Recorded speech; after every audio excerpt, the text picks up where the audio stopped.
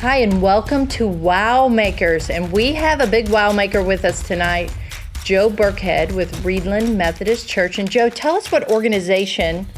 This is really an amazing ministry you do. What's the official name of your ministry? The official name is now Reidland United Methodist Men and Friends Ramp Ministry. And when we think about things that are happening in the community that people do, I mean, people who are really making a difference, your group is.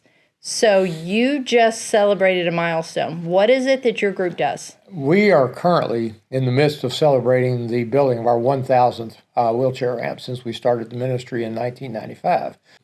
So 1,000, and really probably more than 1,000 people or families have benefited because if someone's finished with one, then you pick it up and someone else can benefit from it. We right? have actually, that's counted in that are the ramps we take out and put in for others. But yes, at least two people benefit for every ramp because the person who we build the ramp for benefits, and the person that's the caretaker benefits from it. And in a lot of cases, there are multiple caretakers. So it's well over 2,000 looking at it from that standpoint. That's wonderful. So how many people are in the Reidland Methodist Ramp Ministry? We have our core group right now, and when I say core group, this is guys I can count on that when I put a request out, I know that they will be available virtually every ramp build.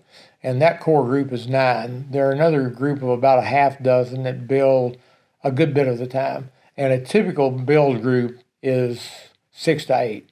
We can build an average size ramp, average size being 40, 45 feet long, typically in 3 or 3.5 hours. And are they all Reidland Methodists, or you have anybody that wants to volunteer? That's where the and friends comes from. Yeah. Forever we were Reidland Methodist, United Methodist Men Ramp Builders.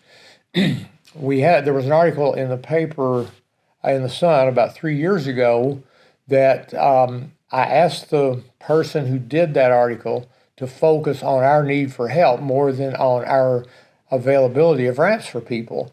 And when he put it out, we picked up 3 new volunteers, and 2 of those volunteers have become key members of our core group, Mike Clark and Chuck Bearden. Then I would have to name all of our other core builders, most of which I mentioned Keith Williams earlier. Keith has been one of our key builders. We have Danny Morris. I've been with the ramp building ministry since the start. Danny's been with it probably 2/3 of that time at least for a long, long time. But there are 9 of us total, and I'll forget somebody if I try to name everybody. But just we're a group of, and we've kind of become a brotherhood. I mean, we enjoy it. We enjoy doing the work, and it's just it's really a blessing to be able to do it. Blessing for you and a blessing for the people you Absolutely. give it to. So that's a good point. So when you say you help people, but what are the needs? Are there ways that people in the community can help your ministry? We can always use more volunteers. We survive on grants and donations. The Carson Meyer Foundation has been absolutely invaluable to us over the last 12 or 15 years. They support us in a substantial way so that we're able to provide free ramps for everybody. And the only time we could not do that was during the height of COVID, when material prices tripled in about 3 months. And there was a period of about 6 months where we had to co-charge for the ramps we were building. Materials dropped back down, and then now we're once again, and a long time before that, we have built ramps at no charge for people. When we do build ramps, we tell people that want to know how they pay for them. We say, well, you can make a donation if you can afford to, but you'll get the same ramp whether you make a donation or not. We have a lot of our church members that donate. So we have the funding from Carson Meyer. This year we had funding from the Community Foundation. We rebuild, about 1/3 of our materials come from reclaim. We reclaim ramps that are no longer needed, and then we put them back in. 1/3 of the ramp we built yesterday was reclaim ramp. So you need volunteers. You could use cash donations. And then what if someone needed a ramp? Just call.